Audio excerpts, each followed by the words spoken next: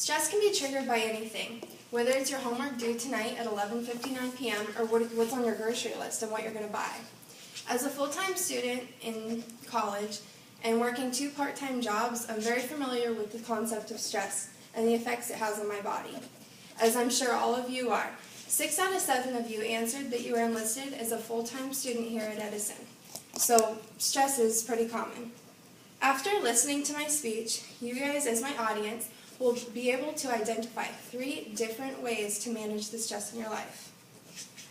Today I will be discussing the 3 different types of stress, what it is that causes us to stress, and 3 ways to manage the stress in your life. According to the online article, Stress, the different kinds of stress, posted by the American Psychological Association in 2012, the 3 different types of stress are acute stress, episodic stress, and chronic stress. We'll start by talking about acute stress. Acute stress is caused by the demands of the past, the pressures of the future, and even an undesirable change within your life.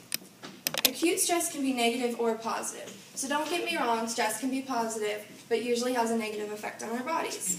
Because this type of stress is short-term, it doesn't really affect the long-term stress as much. Second type of stress is chronic stress. Chronic stress is caused by a demand, whether it's mental or physical, that has been present for a long period of time in your life. This is usually caused by long-term events in your life, such as your job or your money situation, living situation, stress in your family, anything.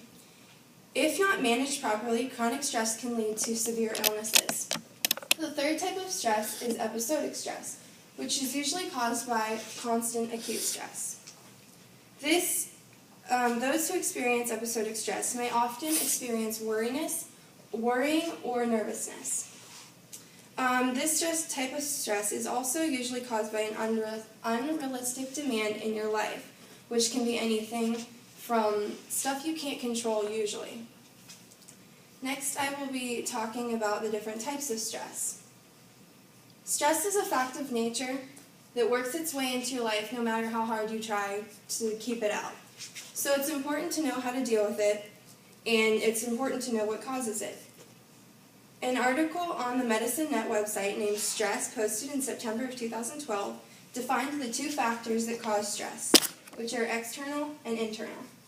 The external factors that cause stress would be work, school, your home, relationships with others, and just conflicts in general.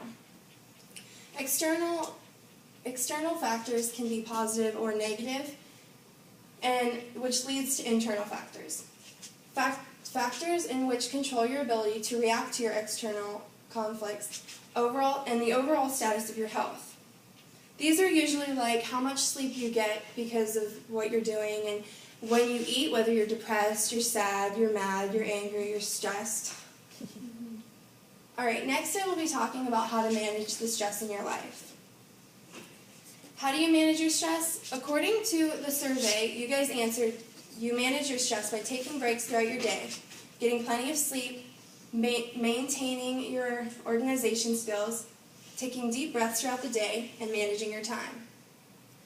The first way to manage your stress would be to exercise. Exercise reduces the production of stress hormones, therefore minimizing the effects stress will have on your body, usually the negative effects. Now, exercise isn't for everyone, but it is suggested that about 30 minutes a day would be good for your health. Now, some people prefer to exercise longer. As long as you're not stressing out about how you're performing the exercise, it's usually good for you. Second way would be to take a breather at some point in your day, whether you're at work, you're at school, anywhere. It's really good to let your brain just relax for a little bit. A mental break can depend on anything, whatever your daily routine is. Some ways to take this mental break would be meditation, yoga, simple breathing exercises, or simply just taking a few minutes to forget everything. Forget all of your problems and just take a breath.